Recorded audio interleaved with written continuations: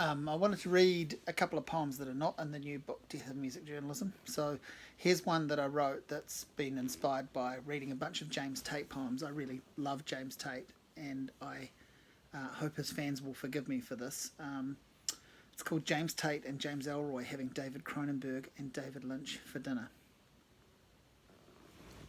James Tate and James Ellroy were having David Cronenberg and David Lynch for dinner.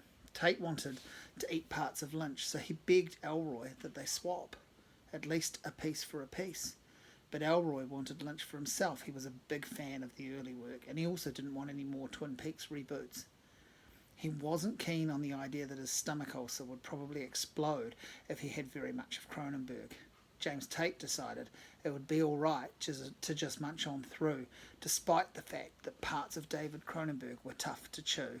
James Ellroy savoured David Lynch. James Ellroy eventually devoured David Lynch and curled up on the couch like pythons. Tate and Ellroy compared notes.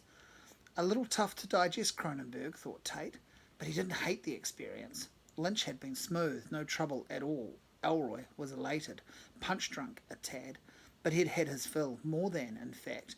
He was sitting there in a halo glow, a wee film hanging around his eyes and mouth. James Tate started quite quickly to feel rather sickly. He'd bitten off more than he could chew. What was he going to do? This all happened in late 2014, which was a mistake and ultimately led to his fate. In July of 2015, that was the end of James Tate. David Cronenberg would, of course, come crawling back.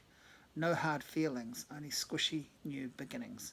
And as for David Lynch, well, it's slim pickings. Ellroy spat him out from the couch, 2 fingers down his own throat and then a fist wrapped around his own neck. He later diarised it as his own personal lynching. David laughed like a creaking door. He pulled himself together, quite literally, and then laughed like a door some more.